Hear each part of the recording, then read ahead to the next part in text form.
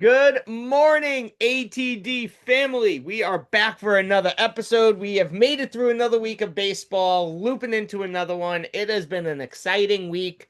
Lots of ups, lots of downs. My team's been on a little bit of a cold streak in the last couple of days, but I have a feeling that'll get turned around quite quickly.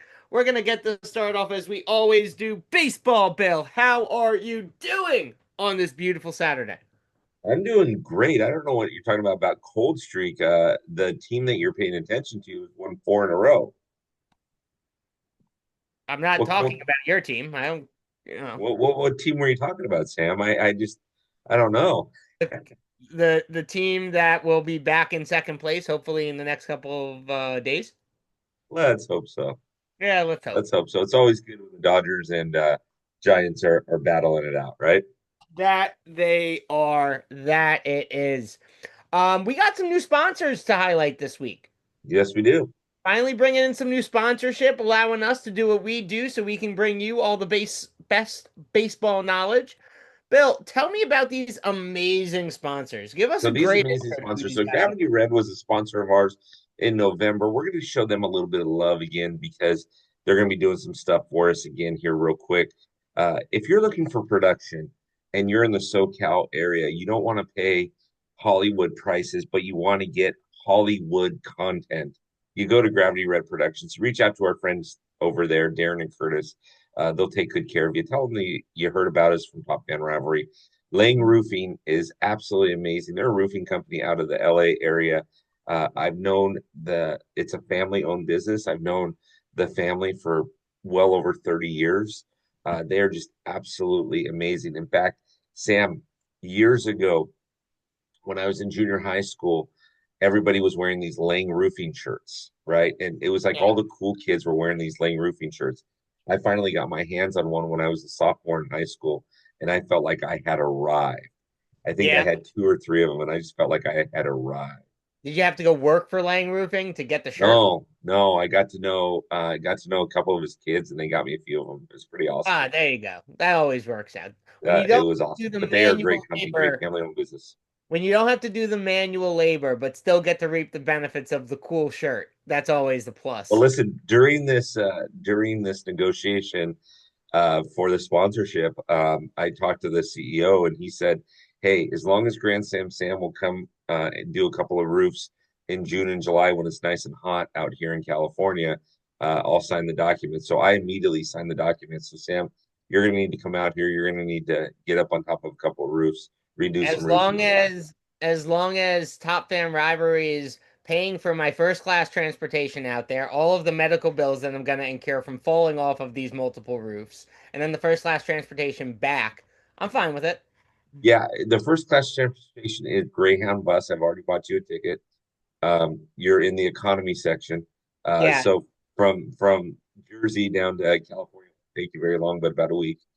We don't cover medical expenses. It's against what my lawyer said. So yeah, you'll be fine. You'll be good. yeah, yeah. You can have fun stepping in my place fixing those roofs. And There Gravity you Red go. Productions, are they the ones that were at the TFR a couple of years ago? Yes. Yes. They do a fantastic job. If you're checking out any of our Top Fan Rivalry Fan Fest videos from a couple of years ago, they are the geniuses behind all of that.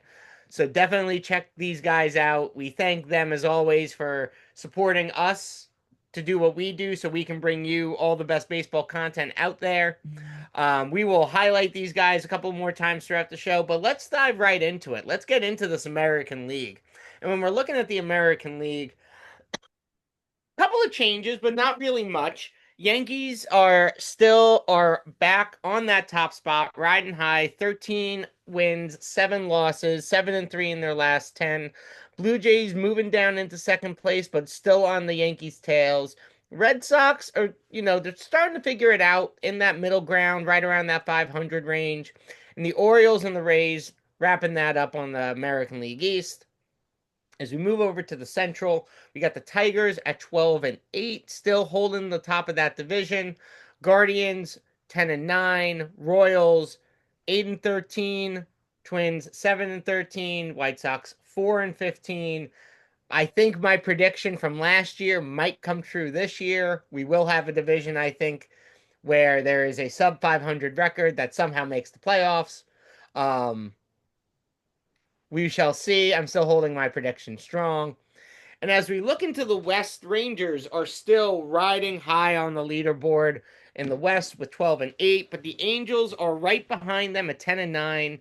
Mariners moving into that third place spot at 500 record, 10 and 10, with the Astros and the Athletics on the bottom end of that scale. Bill, when we're looking at the American League, is anything standing out to you as a shocker? Uh, a few things. I'm a little surprised that the Blue Jays started out as hot as they did. I expected the Red Sox to start out a little hotter than they have. The Royals, that is a shock to me.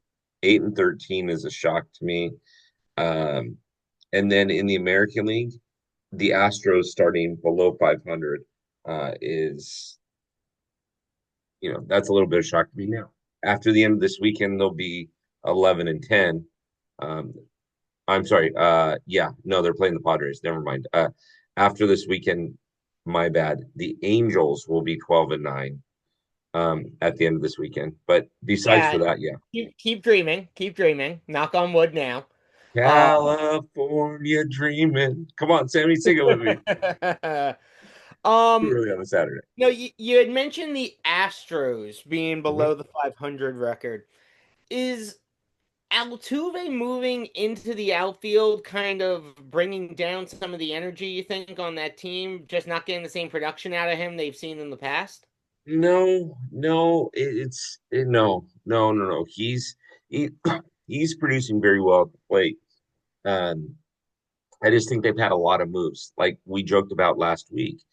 Correa, Bregman, Altuve, Springer, and Tucker are all lights out right now. Imagine if they all played for the Astros still. Uh, Right. and so, one of the things that the Astros are going to do is they're going to fall into the trap that the late 80s, early 90s Dodgers did. And that is you start out last year they started out very, very slow and then turned it up and hit into high gear, made the playoffs, had a first round exit, but made the playoffs. This year they're starting off slow. You can't consistently start off slow and expect the dog days of summer to help you out. At Hmm. some point, that's going to backfire on you. At some Yeah. point. 100%. My worry is with the Astros, and again, moving Altuve out into the outfield, is that players know that he's not an outfielder. They know he has an issue with pop flies. So, do you see more teams looking to attack that side of the field when they're Yeah, on offense, yeah, causing this massive downturn on the leaderboard to allow to like really 86 the Astros from making a comeback? Or do you yeah. see Altuve picking it up, finally understanding how to catch a pop fly the way you're supposed to catch a pop fly? Uh, And Leave the brother alone. Leave the brother alone. I can't. He's my height. I have a right to attack the man. Do you have the same bank account? No, if we had the same bank account, it would be a drastically different situation. Top Uh, Fan Rivalry sponsored by Sam and I his would bank know account. how to catch a I know how to catch a pop fly. Altuve, it's like pop Bill? flies were never a thing he was taught, and they just said, "Let's just give you ground balls and liners." Um, but do you think that that is going to really, as we move into May, because May is going to be quickly approaching. We're halfway through April. May is right around the corner, realistically.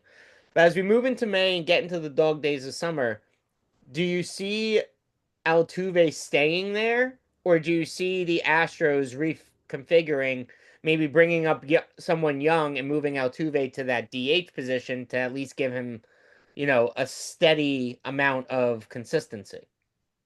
He'll stay there. He'll stay there. Um, the Astros have been pretty vocal about him staying there, unless it's an absolute must. Their infield needs him back. Somebody gets hurt, whatever it might be. But no, he's going to stay there. He is. Yeah. He's going to stay there. Now, the concern the Astros need to have is April, right? They still have two more games with the Red Hot Padres. They have two with Toronto, or I'm sorry, three with Toronto, three in Kansas City, and then they play a red hot Detroit team to end the in May, right? So, I mean It's that there's where your issue is going to come in with the Astros. yeah.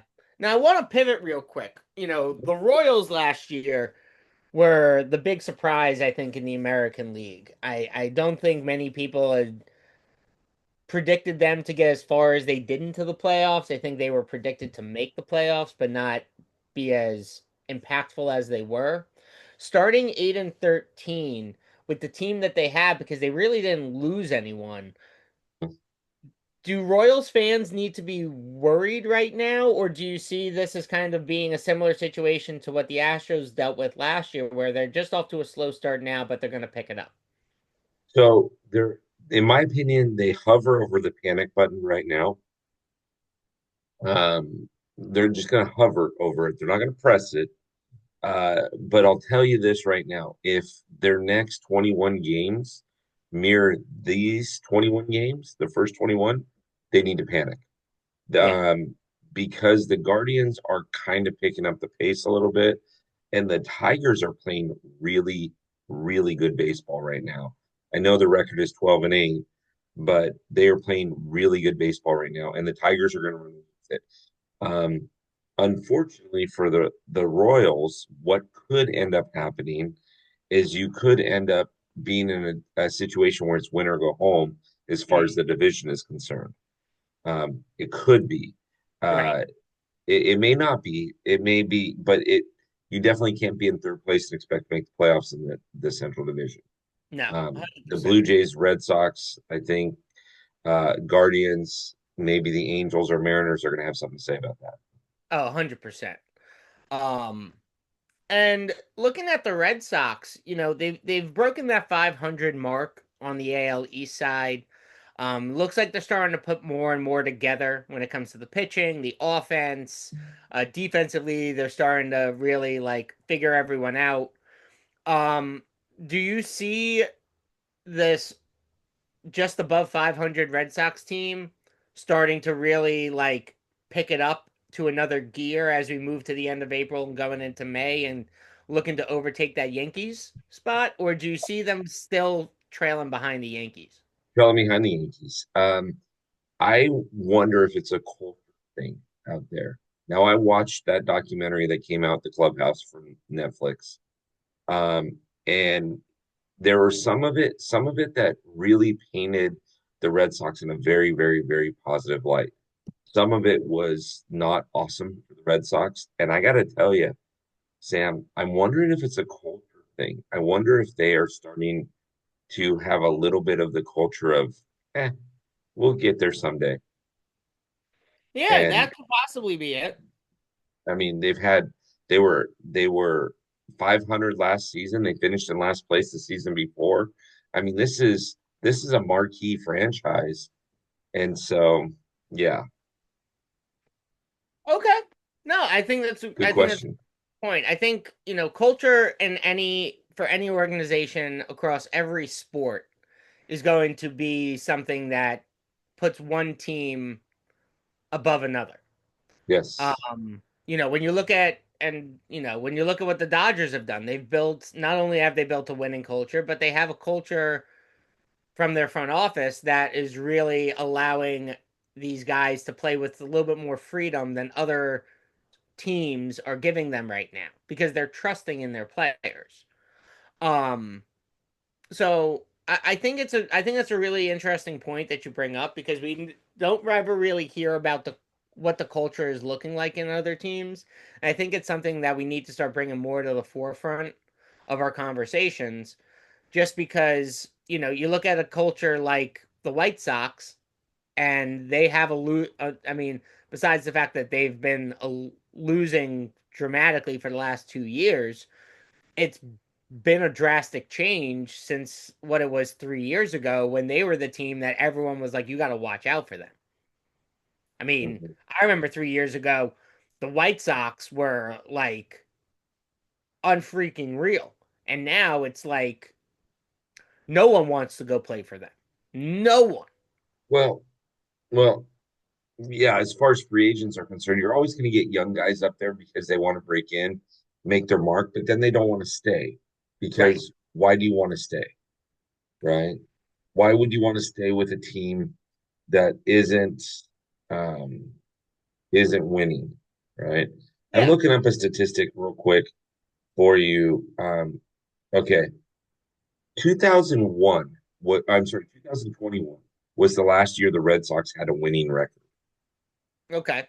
Was the last year the Red Sox had a winning record. This last year that they made the playoffs. Mm. 2022 they were 78 and 84 in last place. 2023 they were 78 and 84 in last place. And then last season um, they were 500. They were 81 and 81. So, eh, Yeah, I mean, the Red Sox have done a lot in the last year, I think, to really try and improve the team. They brought in Garrett Crochet, extended him to a nice long-term deal. So they're trying to, I think, redefine that culture in the clubhouse.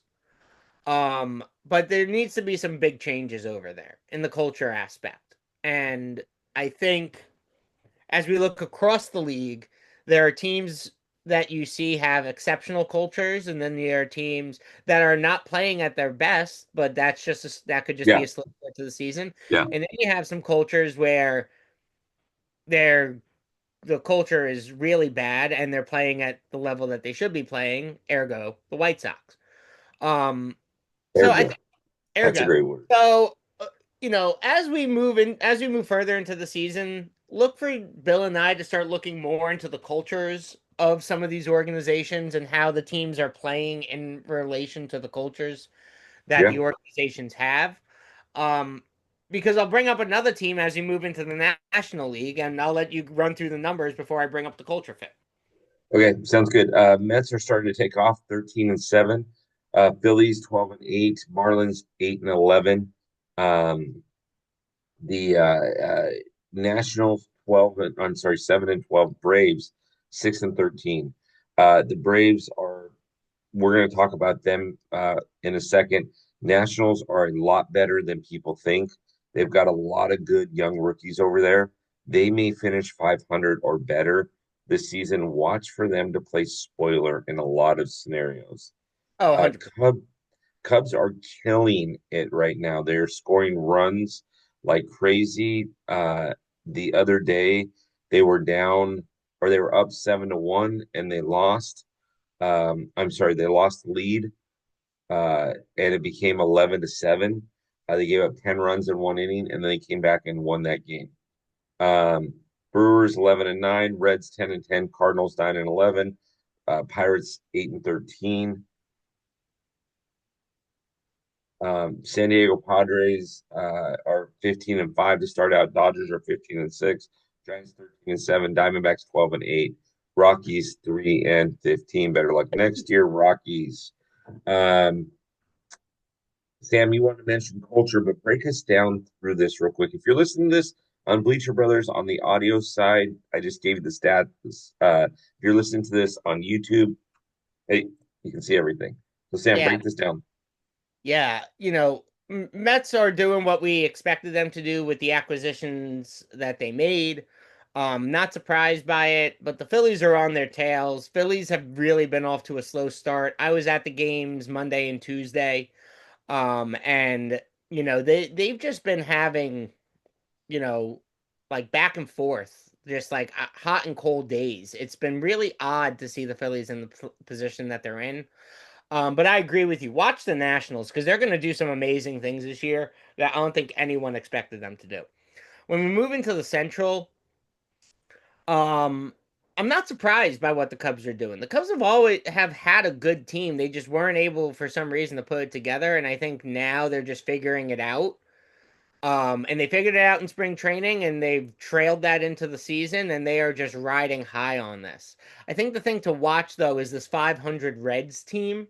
Um, because I expected a lot more out of them than where they are.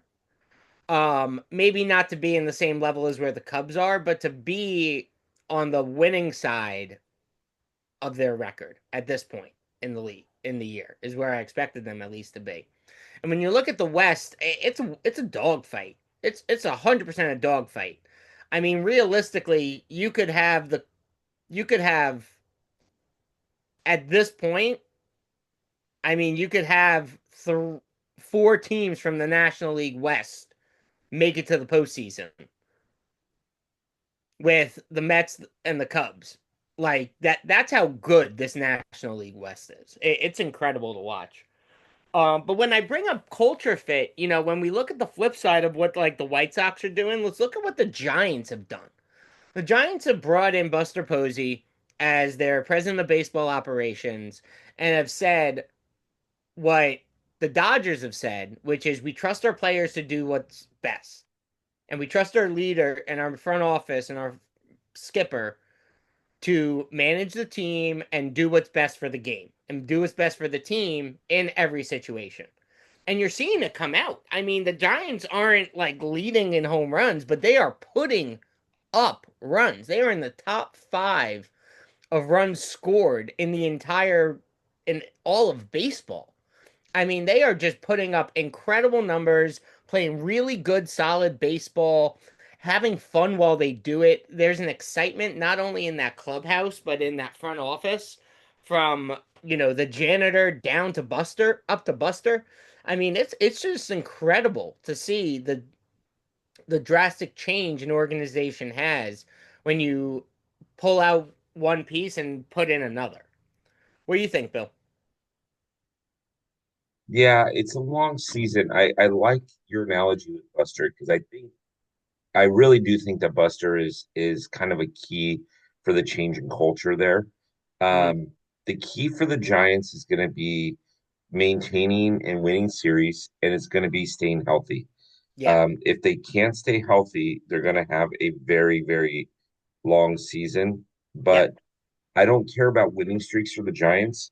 The Dodgers are going to get their flowers because of their incredible offense. The Padres have been having some success there as well. With the Giants, it's the key of not watching the scoreboard and winning 2 out of 3. You guys lost last night against the Angels. That's fine. Go out and win today. Go out and win tomorrow and call it even. Right? yeah, Just winning those series. yeah. That's what's going to be huge. 100%. Winning series or at least breaking even in the four-game sets that these teams have throughout the season is going to be crucial for this Giants organization, just like it is for every organization that's above the 500 mark right now. You got to win series. You can't lose these series. And we always say what happened, it's all about what happens when you get to August. But it really plays a big factor is what you do in May and April because these 2 months really set up the rest of your summer. They set you up for success going into into those dog days of summer. So, yeah, what happens in August is super critical to seeing if you're going to make the playoffs, but if you're out of it by the time you hit the end of May, doesn't Hmm. matter what happens in August because what Yeah. happened in the first 2 months of the season basically set you up for failure. So Peter Gammons on that documentary said something that I don't know that I agree with or disagree with. But Peter Gammon said that Billy Bean used to say the first 2 months of the season are defining, figuring out what you have. The second 2 months are putting the players in position that you need, the trade deadline, yada, yada, yada, Yeah. right? The last 2 months are actually making your push and playing baseball. Yep. Um, again, I don't know if I agree or disagree with that, partially because, to be honest with you, talk to me about the Mets. Talk to me about the Mets last season needing all 162. Talk to me about Tampa a few seasons ago where they needed a 163rd game. So if you win a game in April that you actually lost, well, that's a different story. So Yeah. No, and it's bring up a really good point. So we're gonna keep watching this. We're gonna keep seeing how these teams play out.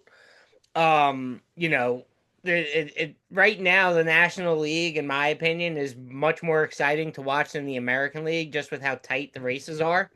Again, that's just not being a homer. I just think there are better teams in the National League than the American League. When you look at all 15 teams on both sides of this. yeah, So keep an eye out on these standings because they're going to keep drastically changing. Um, I don't doubt that. I honestly see the Nationals moving into third place by next week. I see the Brewers possibly dropping into fourth place by next week. Who knows? We're gonna see. Um, but before we get into some of the funner topics, let's talk about this injury report because we got some big guys on this injury report um, that are going to be impactful for their teams, especially ones on the lower end of the scale that are trying to, pick it back up. Mhm. So if you're listening to this on Bleacher Brothers Radio, um, Albert Suarez is out until the middle of June with a shoulder injury. Austin Slater for the White Sox is out till the beginning of June with a knee injury. I think the biggest injury on this list is Justin Steele for is out for the season for the Cubs with an elbow injury, getting Tommy John. Mhm. Um, you know, Bill, what about these last three injuries before we wrap up? Jeff Criswell for the Rockies out for the season. Tyler Well, um, Baltimore out until August 1st. Nathaniel Lavender Lavender. Lavender. um, out until July with the Rays. Again, a lot of issues and a lot of shoulder issues, a lot of arm issues, and Yeah. so Would um, I know everybody's going to blame the pitch clock on this, but it's not the pitch clock; it's the amount of innings that a player plays prior to making the show. Again, I'll make this argument until doomsday, Sam. hmm But I mean, literally, you're literally talking about having, I don't know, an extra sometimes 1,000, 2,000 innings on your arm before you make the show than you did 20 years ago. So that's Yeah, going to affect a lot of things. 100%. Would you say Justin Steele for the Cubs is the biggest injury this week? Yes, yes, by far. The Cubs need a one-two. But what they've done, what Justin Steele out, what that does is that puts a lot more pressure on Imanaya. And if the Cubs can make the playoffs, let's say they get to and make the playoffs, um, they're going to need to find pitching. They're going Yeah. to need to find somebody because in a best of five series, uh, pitching's the key, right? Yep. So, No, 100%.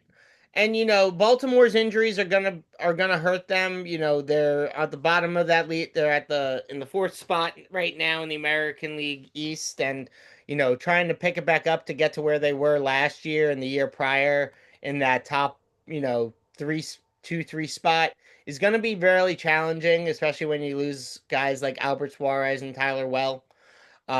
So big injuries for them. But when you look at, the Rays, the Cubs, I mean, the White Sox, Colorado, yeah, it hurts. But at the same time, your season wasn't going well for you anyway at the start. So what's a couple of guys on the injury report going to do? yeah, Really nothing. Really nothing. correct. Um, so keep an eye out on this injury report because it's only going to get worse as we continue to go through the season, as it always does. But Bill, we gotta shout out our sponsors again. I mean, we gotta Yeah, shout these guys out. Gravity Red Productions does amazing work with putting out fantastic content. Not only working with small shops, but working with large organizations, putting out amazing material. Go check them out if you are looking for a production company to give you guys some awesome stuff. Definitely look them up. And then Lang Roofing, as Bill mentioned, been around forever. Finally got that shirt when he was a sophomore in high school to feel like the cool kid on campus. They do fantastic work out there, supporting the Los Angeles area. Uh, definitely check them out. Family owned business. Really, really good guys over there at Lang Roofing.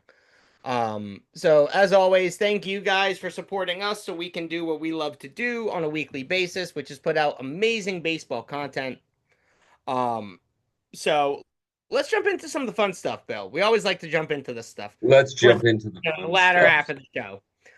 So when we're looking at the stolen base count, still not a big increase from last week to this week. We're 129, no, 100, yeah, about 130-ish home runs added onto that Stolen leaderboard. bases. Stolen bases, sorry, from last week to this week. Um, O'Neill Cruz still leading with 8 stolen bases. Pete Caro Armstrong for the Cubs with 7, along with James Mangum, Jake Myers, and Victor Scott. Um, is O'Neill Cruz becoming the new Superman this year? I don't know. We'll see. Let's see how long this lasts. Let's see how long he runs. Um, but I mean, to close out, he's got 9 right now. To close out April with even 9, and then if he mirrors that in May, June, July, August, and September, I mean that's 45 stolen bases. That's a good number, right? Oh yeah. I mean, I don't know if we'll get back to the level of stolen bases that Acuna and Ellie De La Cruz were putting up over the last 2 seasons, but Hmm. and then with 45 stolen bases for a Pittsburgh Pirates team that's currently at the bottom of the leaderboard is something to be excited about. I mean, they're running. They are not shying away from, taking a base. Yeah. Um, we look at some of these other teams, the Cubs, the Rays, the Astros, the Cardinals.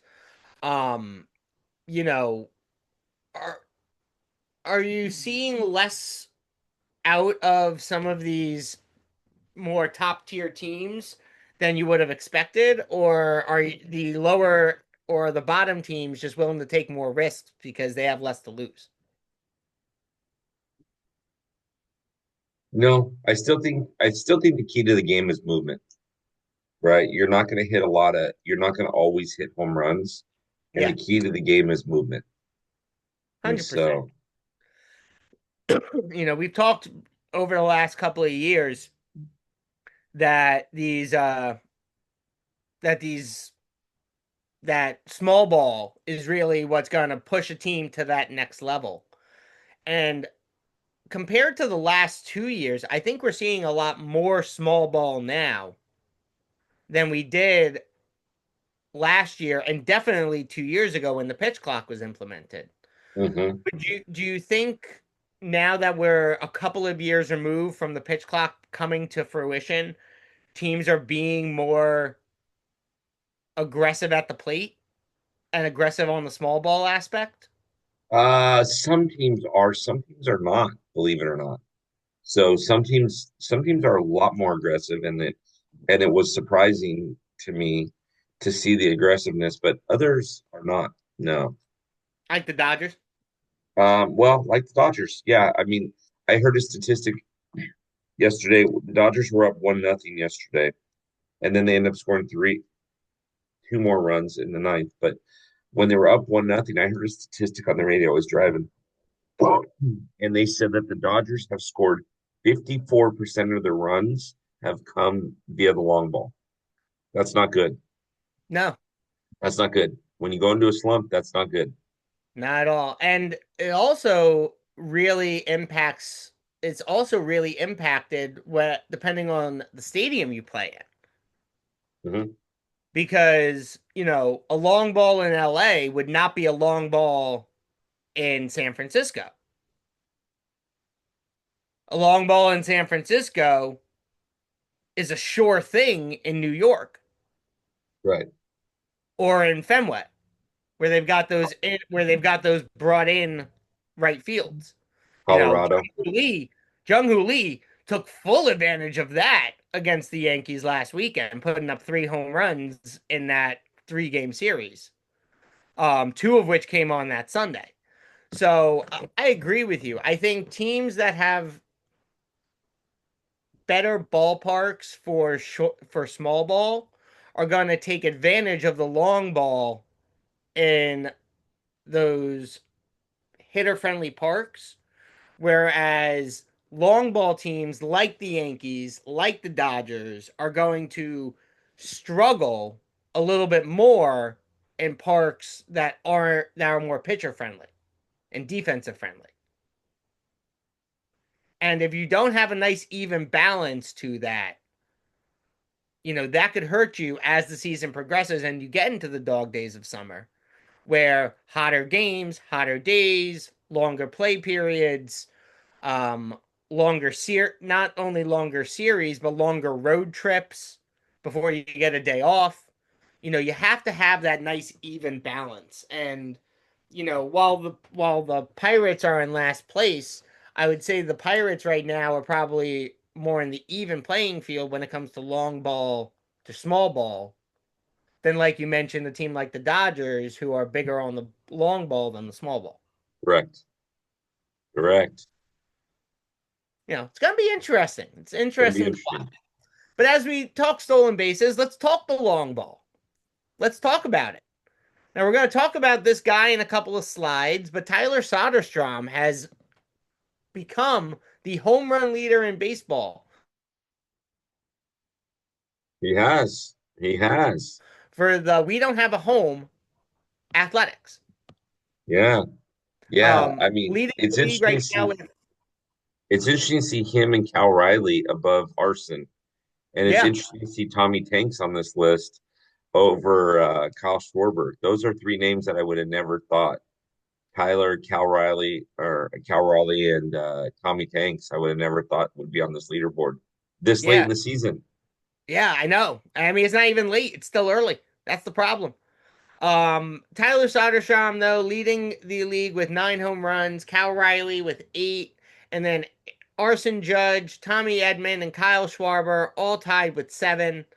We're currently looking at 634 home runs, up last week from 429. So we've added 205 home runs in the last week.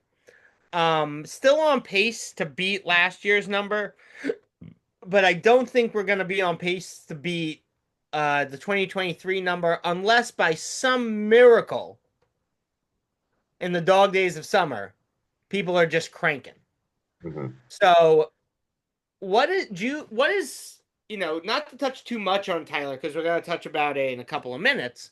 But what's he been doing that's really just been like lifting this team up to lead the team and the league in home runs? He's that little leather thing that gets thrown at him. He's got this little wooden thing in his hand and he connects it and it goes places. Oh, that's it. It's called a Yeah, bat. no, he's just seeing the ball really well and he's taking competitive at bats. He's also 23 years old, Yeah, right? And so we'll talk about him in a second, but he's having competitive at bats. He's not doing a lot of chasing right now. yeah, So it'll be interesting to see how people adjust to him, especially teams that they're going to play quite a bit, like the Angels, the um, the Astros, Mariners. Seattle, and Yeah, Texas. It'll be interesting to see how they adjust to him when it's adjustment time, right? yeah, 100%. Now you mentioned Tommy Edman being on this list. He's not someone accustomed to being on this year from his career past. Is he just seeing the ball really well? Is he just getting really good at bats? Are pitchers just mispitching to him? Like, what do you think's going on with him? So he's having competitive at bats partially because um, he's having competitive at bats partially because of where he plays, right? Oftentimes, he'll hit eighth or ninth in the lineup, which means if you miss on him, you're going to roll over and get to Shohei. Yep. So people are giving him competitive pitches and competitive at bats, and he's seeing the ball very well. Now, Tommy Edmonds is about your and I's height. He weighs dripping wet, maybe about 110 pounds, Yep. but he's seeing the ball very well and he's connecting with the ball very well. Yeah. And if you're connecting well now, you just have to keep that connection going as the season continues to progress. So, um, do you see Tommy Tanks being on this list long term? Or do you see him maybe dwindling off over the next couple of weeks and kind of Mm, balancing them out? uh, his career season high home runs is 13. Do I see him staying here? Probably not, but it wouldn't surprise me to see him hit 15 or see him hit about 20 to 25. That wouldn't Okay. surprise me at all. I can see that. I can see that, especially with the pat with the track he's on right now. I think 20 is like a definitely a hittable number. 25 might be a stretch just based on his career history. Yep. But I definitely see 20 in his future. Yeah. 100%. So, Yeah. Tommy um, Tanks. Tommy Tanks. There we go. Yep. So, let's talk about a team that's kind of hit a middle of the path right now, but has got a guy that has just been really on fire in the league. Um, Cole Reagan has just been doing some things for the Royals on the pitching side that has just been incredible to watch. Now, he might be 1-1 right now, but he is leading MLB in strikeouts last time I checked. Yeah, still leading MLB with strikeouts with 42 strikeouts Yep. in his 6 games that he's played. Um, not the best ERA, not the best whip, 1-1 record.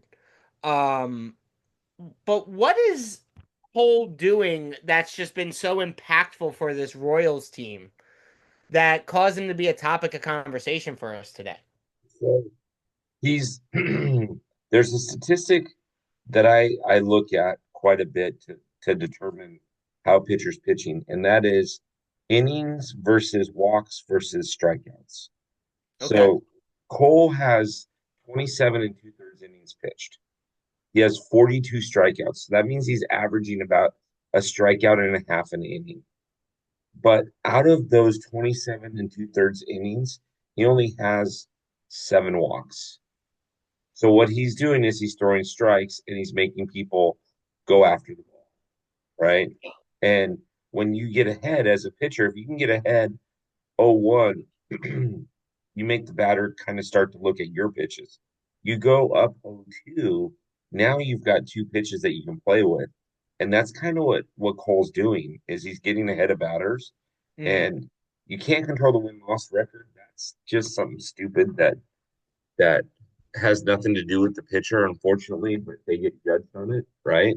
Yep. So, but he's throwing strikes and he's getting ahead of pitchers or ahead of batters, and that's the key, right? Especially in his division where it's going to be close between the Guardians and the Tigers. You gotta throw strikes and gotta pepper the zone. That's exactly what he's doing.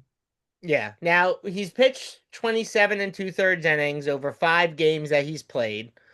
Looking at some other stats from him, he's got 11 earned runs. He's given up 24 hits, 2 home runs, like you mentioned, only 7 batters given.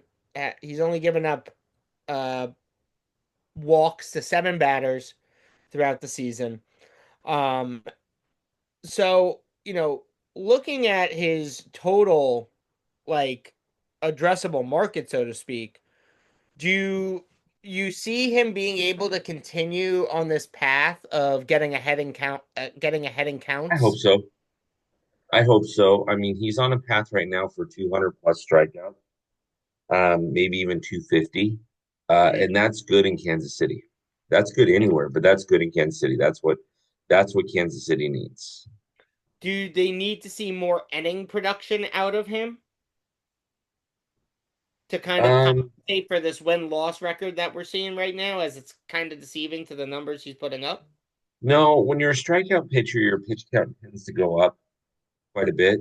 And so when you're a strikeout pitcher, your pitch count goes up. And then as your pitch count goes up, your innings go down, right? And so that's Right. kind of what we're seeing with this guy right now. Okay. Um, is he gonna be? Do you see Cole as being a driving force behind this bullpen to kind of pick it up and get their record into another level? Because it all starts with the starter, and then it goes in. So with Cole pitching where he's pitching over 5 games, 27 innings, he's approximately pitching five and a third innings a game, Hmm. Yeah. approximately. It's not an accurate number. But it puts a lot of pressure on the bullpen then to come in and pick up those last 4 innings. Well, again, See the if I'm a bullpen need manager, I to want him my with player. four? If I'm a manager, I want my starting pitchers to go, um, and I want them to go for 6 innings. I want them to get me 18 outs. But if they can't get me 18 outs, at least get me into the sixth inning. So if you're Right. going to get me 16 outs, great. Then I only have to cover 13 outs. But if you're getting me 15 outs, that's way too many. That's way too much for the bullpen, Yeah. right? I All of agree with Blake you. Snell. Yeah, a la Blake Snell. Another man on the injury report who we didn't highlight this week, but not surprised. Sorry, Bill, but as a Giants fan who saw him on the team last year, I'm not surprised he's injured. Uh let's move over to Tyler Soderstrom. We mentioned we were going to talk about him when we were at the home run count. Mhm. Now this Oakland team is not playing its best baseball. I mean, well, I'm sorry, not Oakland team. This Athletics team is not playing its best baseball. But what is it that he has really been able to do that is just, you know, make a name for himself? So I don't know what he did in the offseason, but I'm looking at some statistics. So he came up for a drink of water, which is to say 45 games with the A's 2 seasons ago. He had 138 plate appearances, only 20 hits, 3 home runs, 7 RBIs. Last season, he had 61 games, 213 plate appearances. I'm sorry, 185 at bats, 44 hits, 9 home runs, 26 RBIs. In 77 at bats this season, he has the same amount of home runs that he had in 189 at bats last season, and he's almost got the same RBI total. So uh, Yeah. I don't know what he did to work out in the offseason. As far as, and I'm not talking about workout like, oh, gee, he's using steroids. I'm talking about, which coaches he met with, what plate approaches is he making, those type of things that are different. But he's seeing the ball a lot better and he's hitting the ball a lot better. So 100%.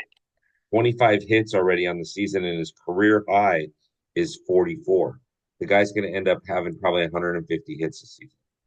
Yeah, I mean that's just incredible for a guy in his position to be able to come up and put up these kinds of numbers. Um, After really only being in the league for 2 years. I Yeah, mean, and he's 23, so he's figuring it out young. yeah. And if these numbers come into play, he's got a great career ahead of him. Yeah. Oh, And 100%. Do you think he's giving the Oakland fans something to be excited about as they're in this transition period of leave of officially being out of Oakland and having like an unsure home for the next couple of seasons before finally landing in Vegas? so I don't know that he's giving the Oakland fans a lot to cheer about because they're frustrated that the team's gone, but giving the A's fans something to cheer about, probably. I mean, they need something to cheer about, right? And Yeah. this is going to be a reboot for them, which I think is good. I think Oh, it's really, 100%. really good. Yeah. They need that. Now, Jackson over at the Weekly Review, who we need to get on as a guest of this show here soon, and vice versa. I'm ready. Jackson is Jackson has the A's winning the division this season. Okay. That's what I said. And How do you want me to tear him apart with that logic? well, it's so I actually, obviously the Weekly Review was yesterday. It aired yesterday as well. And so I said to Jackson, I said, you see where the A's are at. Are you sure you want to hold to that logic? And he looks at me and goes, absolutely. Okay. I mean, he thinks that they're young. He thinks that Seattle's going to Seattle, and that Like the that Mets the Met? Astros aren't very good. And he actually thinks the A's are going to make a sneaky run for it. Now, Tyler might be the key to making that sneaky run, right? Yeah. Who Who knows? knows? Who knows? We don't Who know. knows? I What mean, about them? Tyler's currently on pace for 50 home runs. I mean, anything is possible, I guess. I don't know that he's going to do that, but he's on pace for 50 home runs. Yeah. I don't see it being possible. There are not many guys that can hit 50 home runs, and the guys that do are a very select few. Mark McGuire, Barry Bonds, Aaron Judge, Shohei Ohtani, Sammy Sosa. Just a couple of names that come to my head. All all position power hitters. All position power hitters. So do I see Tyler hitting that 50 number? Probably not. Do I see him getting into the mid to high 30s? Absolutely. I can absolutely see Tyler hitting into the mid to high 30s in the home run category. 50 stretch. A's making the postseason, huge stretch. Huge stretch. Winning the whole thing, I would put $1,000 down that they won't win the whole thing. And I'd probably win that bet. That they won't win the division. I'm gonna say the division and the whole freaking thing. I just don't Oh, think the it's whole gonna thing. happen. Yeah, they're not Yeah, going to no. win the World Series. No. But what I would say is that I see Tyler Soderstrom being a huge example for this organization moving into the next couple of years as they continue to get younger and younger.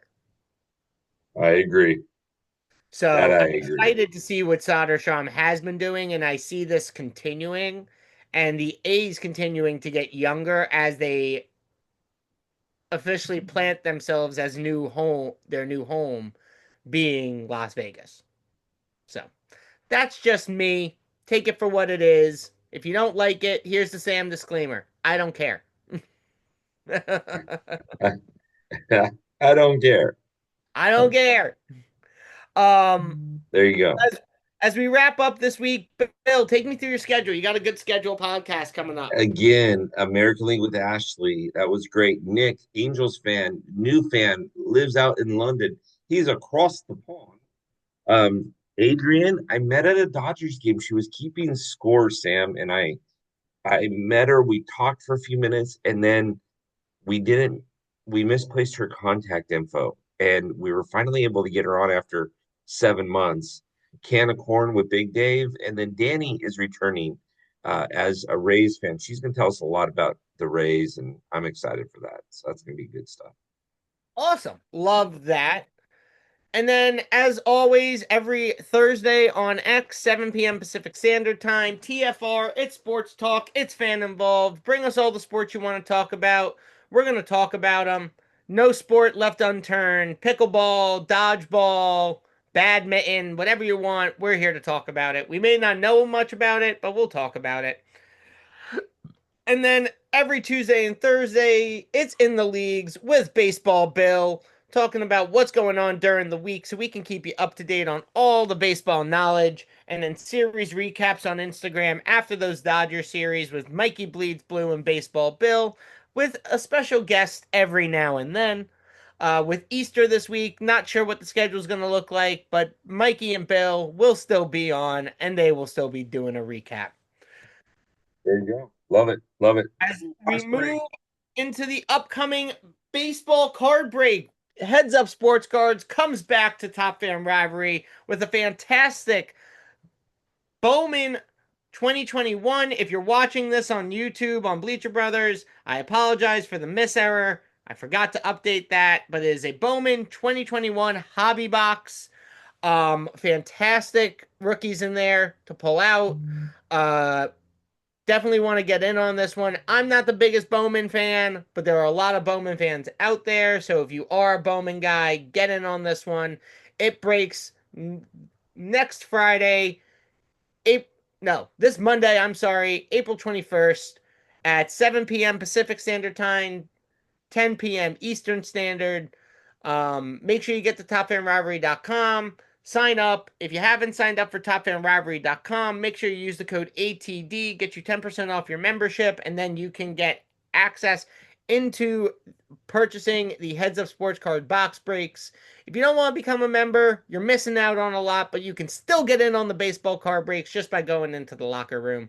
So make sure you get there and check it out. Bill, kind of ran through the show pretty quick. I think we might hit a record for the quickest time we finally gotten through a show. So We we will see about that, sir. But we yes, shall no, I'm see. excited about the box break. Lots of fun box break stuff coming up. Oh yeah. Again, thank you, corporate sponsors. Thank you, Lane Roofing. Thank you, Gravity Red Productions. We appreciate your support and your sponsorship. I'm excited. I'm excited to have all these great sponsors around. Yeah, we are very thankful for you allowing us to do what we love to do. We do our day jobs, but this is our passion. So we thank you for allowing us to continue with our passion projects and give the baseball community some amazing content to think about throughout the week. And as always, make sure you're checking out topfanrivalry.com for new articles, podcasts, merch. If you haven't joined, make sure you're checking out one of the two clubs Top Fan Rivalry is going on, either the T-shirt club or the 27 outs card club, to get involved in the bi-monthly card breaks that Top Fan Rivalry puts on every month. Make sure you're checking out the exclusive member events. We've got an amazing one coming up in the next couple of weeks. I'm excited about it. I'm definitely going to be there because I've been wanting to hear from this guy for a long time.